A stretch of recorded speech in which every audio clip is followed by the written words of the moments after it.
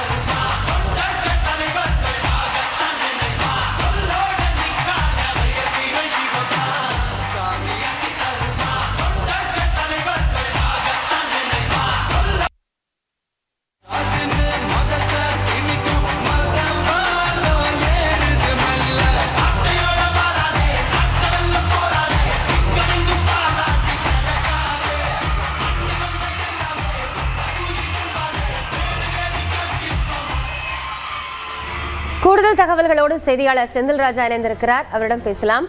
செந்தில், இப்போ விழாவிற்கு விஜய் வருகை தந்திருக்கிறார். இன்னைக்கு முக்கியமான அறிவிப்புகள் மகளிரை ஒட்டி வெளியாகும்னு எதிர்பார்க்கப்படுகிறது. விவரம் என்ன? காயத்ரி, தமிழக வெற்றி கழகத்தின் சார்பில் மகளிர் தின விழா இன்று நடைபெறுகிறது. நேற்றே இதற்கான அறிவிப்பை வெளியிட்டிருந்தார்கள். குறிப்பாக இன்று 3 மணியிலிருந்து 5 மணி வரை, மாலை 5 மணி வரை நடைபெறும் என்று கூறியிருந்தார்கள். இந்த நிகழ்விற்கு பார்த்தீர்கள் என்றால் விஜய் ஒரு 1.5 மணி நேரத்திற்கு முன்பாகவே அந்த அரங்கிற்கு வந்துவிட்டார், அந்த அரங்கு வளாகத்திற்கு வந்துவிட்டார். தற்போது அந்த நிகழ்ச்சியானது தொடங்கி இருக்கிறது.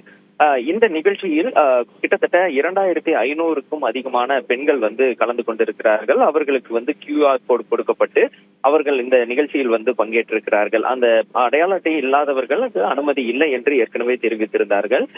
சென்னை, செங்கல்பட்டு, காஞ்சிபுரம், திருவள்ளூர் ஆகிய 4 மாவட்டங்களை சேர்ந்த சட்டமன்ற தொகுதிகளில் இருக்கும் பெண்களுக்கு மட்டுமே இந்த நிகழ்வுக்கான அறிவிப்பு வெளியிடப்பட்டது. அதாவது சென்னை சுற்றி இருக்கக்கூடிய மாவட்டங்களில் இருந்து இந்த மகளிர்கள் பங்கேற்குமாறு கூறியிருந்தார்கள். ஏனென்றால் இறுதி நேரத்தில், அதாவது நேற்று மாலை அறிவித்திருந்தார்கள். அதன்படிதான் அந்த அடையாள அட்டை கொடுக்கப்பட்டு அதற்கு பிறகு மகளிர் கலந்து கொண்டிருக்கிறார்கள். இதில் இந்த அறிவிப்பு வெளியான போதே ஒரு விஷயத்தை கூறியிருந்தார்கள். அதற்கு முன்பு நாமளும் 2 நாட்களுக்கு முன்பு கூறியிருந்தோம். அதாவது தமிழக வெற்றி கழகத்தின் சட்டமன்ற தேர்தலுக்கான தேர்தல் வாக்குறுதியில் ஒரு பகுதி இன்று வெளியிடப்படுவதாக கூறியிருந்தோம். அதை நேற்று அக்கட்சியுடைய பொதுச் செயலாளர் என் ஆனந்தும் அதிகாரப்பூர்வமாக அறிவித்திருந்தார். அதாவது மகளிருக்கு திட்டங்கள், மகளிர் திட்டங்களை இன்று சட்டமன்ற தொகுதியின் அந்த வாக்குறுதிகளாக அறிவிக்க இருக்கிறார் என்று கூறியிருந்தார்கள். அந்த அறிவிப்பானது இன்று வெளியாக இருக்கிறது. குறிப்பாக பார்த்தீர்கள் என்றால் 10க்கும் மேற்பட்ட அந்த அறிவிப்புகள் வெளியாகுவதற்கான வாய்ப்புகள் இருப்பதாக தெரிவிக்கிறார்கள். அதாவது 10 முதல் 15 வாக்குறுதிகள் பெண்களுக்கான திட்டங்களாக இருக்கிறதுக்கான வாய்ப்புகள் இருக்கிறது.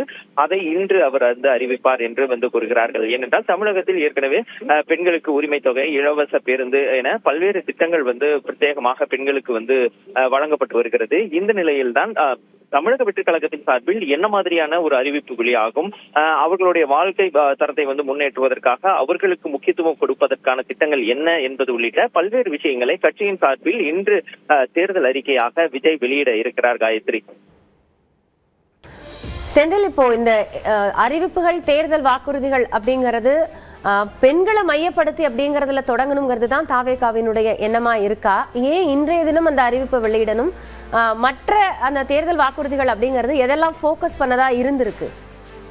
காயத்ரி, தமிழக வெற்றி கழகத்தின் சார்பில் ஏற்கனவே நிர்வாகிகள் சந்திப்பில் 2 முறை விஜய் அந்த தேர்தல் வாக்குறுதிகள் சிலவற்றை வெளியிட்டிருக்கிறார். குறிப்பாக பார்த்தீர்கள் என்றால் காஞ்சிபுரத்தில் நடைபெற்ற அந்த மக்கள் சந்திப்பு நிகழ்வில் சில விஷயங்களை கூறியிருந்தார். குறிப்பாக தமிழகத்தில் இருக்கக்கூடிய மக்கள் அனைவருக்கும் சொந்த வீடு என்பதை உறுதி செய்யும் வகையில் இருக்கும் என்று அவர் கூறியிருந்தார். அதற்கு பிறகு கல்விக்கு முக்கியத்துவம் கொடுக்கும் வகையில் கல்வி கட்டமைப்புகள் வலுப்படுத்தப்படும் என்றும் கூறியிருந்தார். சுகாதாரம் முக்கியத்துவம் கொடுக்கப்படும், அதற்கான மருத்துவமனைகள் தரமான முறையில் பின்பற்றப்படும் என்றெல்லாம் கூறியிருந்தார். இதை தொடர்ந்துதான் அதிகாரப்பூர்வமாக ஒரு அறிவிப்பு வெளியிட்டு ஒரு சட்டமன்ற தேர்தலுக்கான தேர்தல் வாக்குறுதி இன்று நாம் வெளியிடுகிறோம் என்று அவர்கள் கூறியிருந்தார்கள்.